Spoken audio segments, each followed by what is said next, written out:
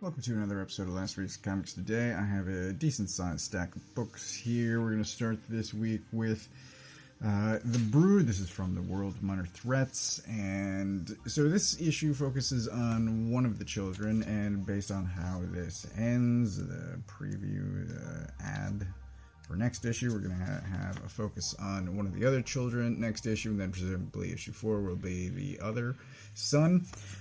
So we get a focus on her this issue, and I'm going to say because of the lack of the other children, I don't know that her story is going to get wrapped up because there's still some dangling threads, and I don't know where it's going.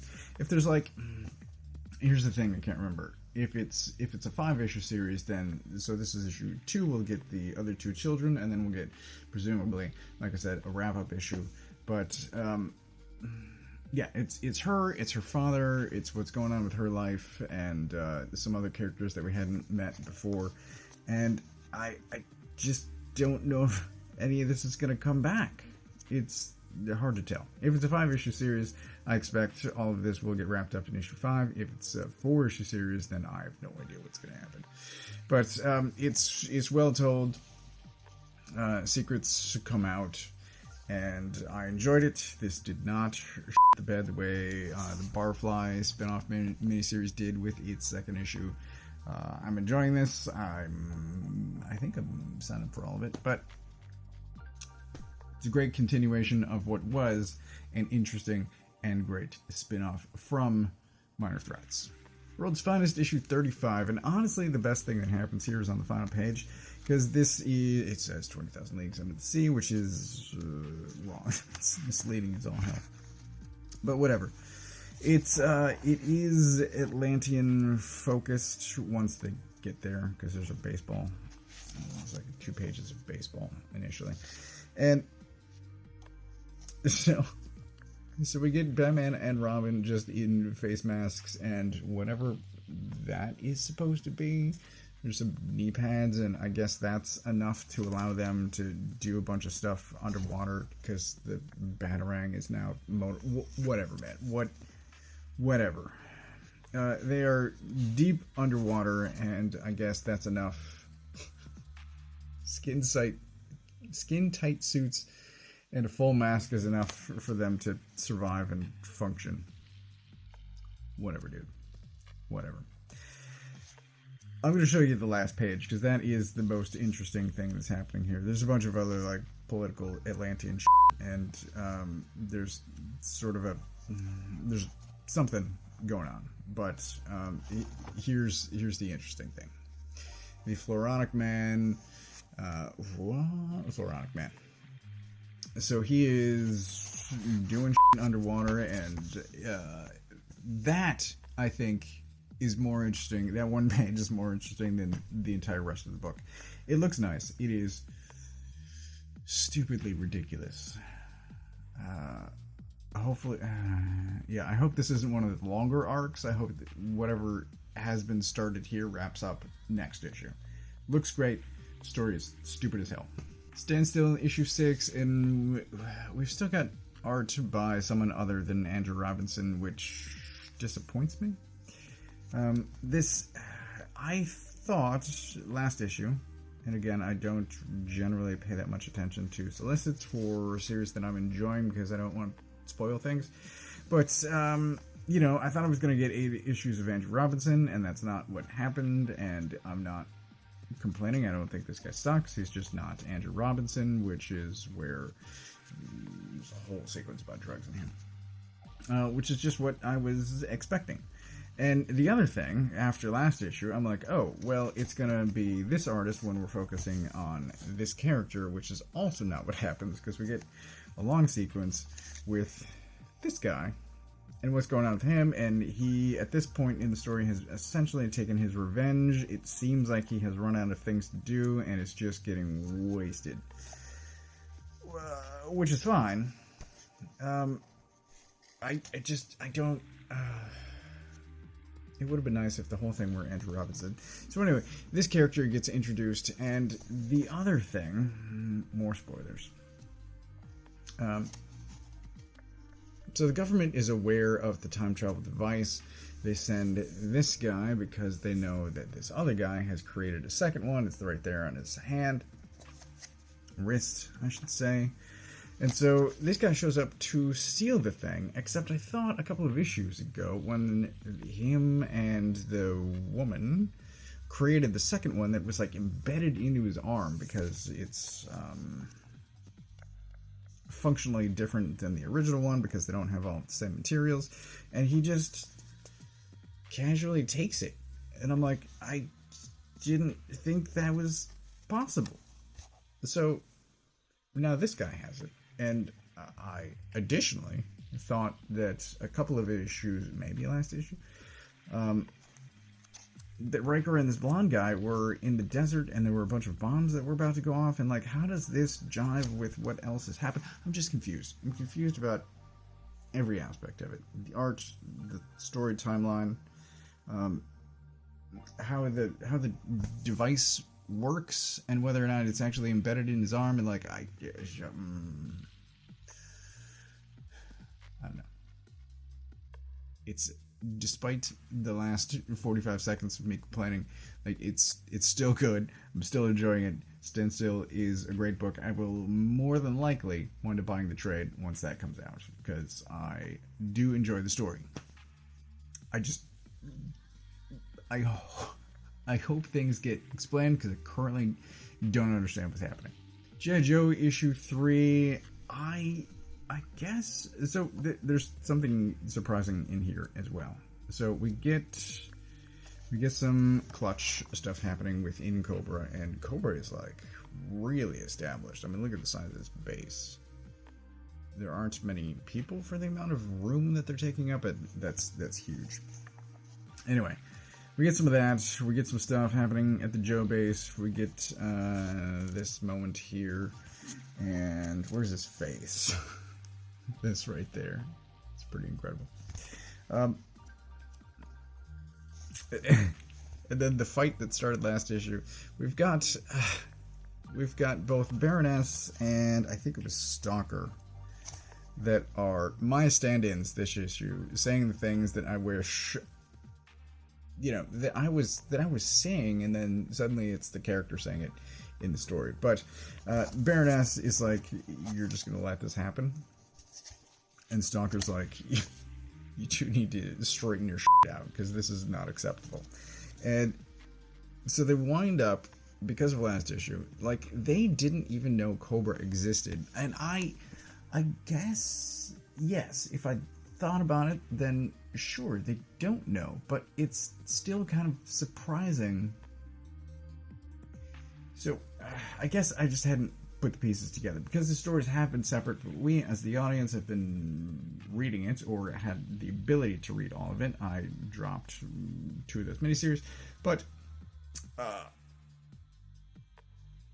Joe was built in order to combat Transformers, Cybertronians, and somewhat as a response to that, because of access to Cybertronian technology, Cobra has emerged as a force that the Joe team weren't even aware of, which kind of blows my mind. So they're even farther behind than I knew, than I've previously talked about, just based on technology. And here they've got one of the guns, and they're talking about Cobra would rather destroy their weaponry than let it fall into somebody else's hands.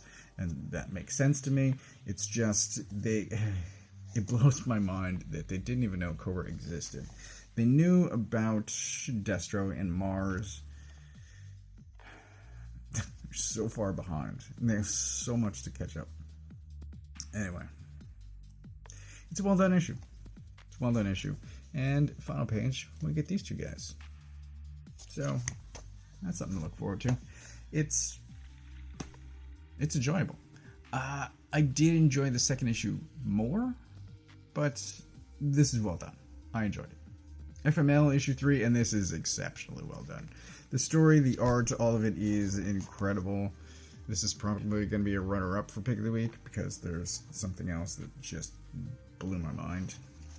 but we've still got this kid as a monster, and everyone just sort of accepts it. Nobody's freaked out except for him initially, so he's supposed to look like this kid there, and instead he looks like this, and it's just really well told, and there's still some funny flashback stuff.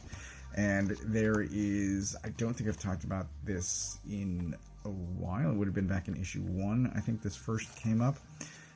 There is something I don't quite understand. So there's a group of friends, of which this guy is one of them, and they're in a band, and because he is now a monster, he breaks his instrument. He's much larger, larger hands and these claws. But there's a kind of battle of the bands thing happening, and during that he has a new bass. At one point it had 2 strings, now it has 4. I don't understand. But he broke one and now is able to play a different one, and I don't know when it got replaced or if it's larger or what, because I think something happened off panel. I don't fully understand. I don't get it. But whatever. It's still really well done, and there are touching moments with the group of friends / band. And here's the thing that I started to talk about. There was another, their mother was part of a group of friends in a different band, and there was a woman that they knew that was murdered, and this guy, they believe, did it. And so he's coming back to town. There's a conference happening that she gets invited to because she's a writer. That's what's happening right there in that panel. And I had kind of forgotten that storyline, and then it changes in a major way this issue, and I'm like, so midway through reading it, I'm reading it, and I'm kind of expecting, I'm like, oh, she's going to go to this conference, and then there's going to be a confrontation, and then, sort of expectations of what's going to happen, and they short-circuit all of that, and they're like, nope, twist, turn. So I don't know what's happening. This book is wild. It's also incredibly well done. This is how they start their song. Awesome. So spoilers, the guy who murdered the girl decades ago is dead by the end of the issue. It's crazy. It's nuts. Loved it. I'm going to change the order on these last 2 because this is the order in which I read them, and there's something I want to say. So, New Gods issue 2. I enjoyed issue 1. Issue 2 is... it's next level. This is clearly an epic that is being told, and I'm fully on board. So I enjoyed the first issue. I signed up for issue 2, probably issue 3 as well. I'm definitely subscribing to this whole series now, because this, I mean, there's a story being told here. I've already used the word epic, and that's the only way to describe it. There's so many moving pieces, and there are also these great quiet moments. This, I think, is Orion's new transportation harness thing that looks like a light cycle. I don't know, but it's incredible. And then there's stuff going on with 2 different families, and these guys think they're safer than they are, and this is their kid. And I just want to show this sequence here because I was reading this at work, and I laughed at the end of it, and Dan was sitting next to me, and then he goes, what? And it's this moment of Miracle Man, Mr. Miracle. Jesus. Scott. It's this moment of Scott, and last issue Orion asked him to do something that he didn't want to do, and now he's writing this letter to his wife as he is leaving, and it's this 3-page sequence of him saying goodbye, of him sneaking out of the house, and then we get to the end, and it's holy shit, because Big Barda is standing outside with their kid already, and she's like, you're not leaving without us. And it's so funny. It's so well executed. I loved it. But all of the crazy high-level God stuff that's going on, there's a Metron Desaad conversation. I don't fully understand what's happening with these 2 guys, but I'm on board for all of it. It's incredible. Here's Metron and Decide talking about shit, and like it's so crazy. I loved this. This is pick of the week. Spoilers for like 3 minutes from now, but this is pick of the week. So I was on lunch. I read that, and then I read this, which is a much faster read. This was very dense, very long. There was a lot happening. There's a lot of words to read, and then I come to this, and it is as good, just a much faster read because goes down so fast. This is kind of a fight where they get all three of them get their asses kicked. They thought they were prepared, and it turns out they were not. So this is issue 5. The series is 10 issues long. At this point, we're halfway through, and there's something that I've believed for a couple of issues already, that is, we don't know who the real villain is yet. And I still believe that's true, and I think Pigface is involved, but there's the main villain that we've been fighting, who's actually the grandmother, and where? I don't think that's her. I think that's somebody else. I think she's here somewhere, I believe. Maybe that is her. The mask comes off at some point. Anyway, they get surprised, and turns out they are not prepared for what's happening. But there's this guy that's also been their ally all along, and there's the Toad guy, and there's just so much happening. It happens quickly. It's extremely well executed. It's exceptionally well done. This is another runner-up for Pick of the Week. It's incredible. Highly recommended. Lastly, I think Blood Brothers Mother. I've been thoroughly enjoying this. I thought, because when this started 9 months ago, and they got 3 issues out in 9 months, at the time, all DSTRLY series were 3 issues, and I think whatever Zdarsky Time waits, maybe? Whatever the Zdarsky DSTRLY series is. I think it was the first to be 4 issues, and Azzarello's other book with his girlfriend is 6 issues. So I don't know how long this is anymore. When it started, I assumed it was 3, because everything was 3 issues. But this ends, or air quotes ends, with to be continued. And it says there's more beautiful art. Issue 4. Coming soon. No date. Unsolicited. But again, 3 issues in 9 months, so who knows when issue 4 is going to come out. My problem, I was about to say issue again, my problem with the issue is the problem with the series, really. Because I love Azzarello and Riso as a team, individually. This is a beautiful book. It's a story that I am enjoying.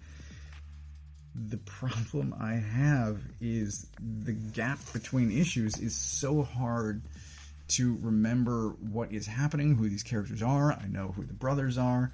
The mother went off with her ex, and it's hard to maintain a level of interest in something when I can barely remember what is happening and who these characters are, and like, it will be a much better read once it's complete and collected. I still expect at some point a time jump to happen, because the narrator of the book is, in my opinion, telling the story from a much later point in life, and I don't know.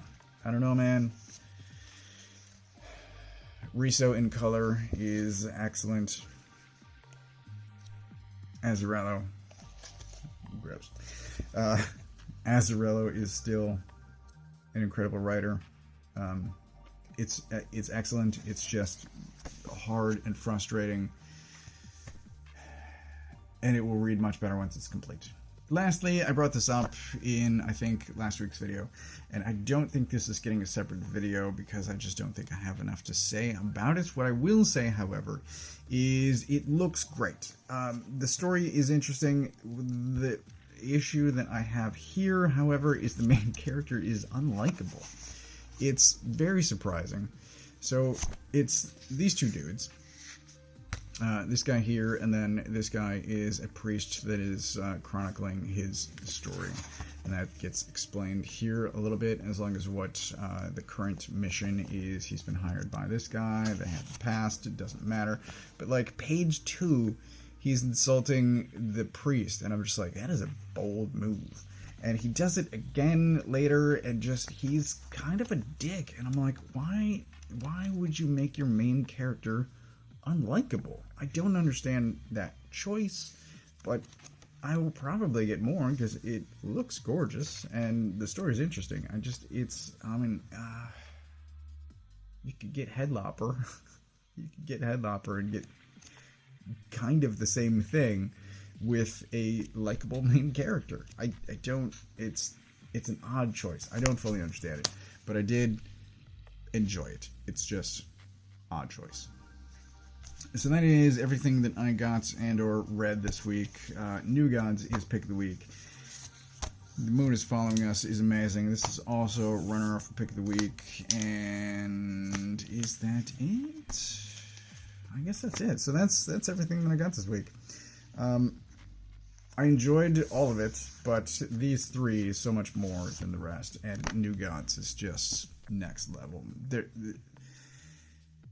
Romvi is definitely telling a long story here, and I'm fully on board for it, and it's thus far incredible. I hope other people are paying attention. I hope the series runs however long it is intended to run in order for the story to get told, but this issue is off the charts. So this is everything that I got this week.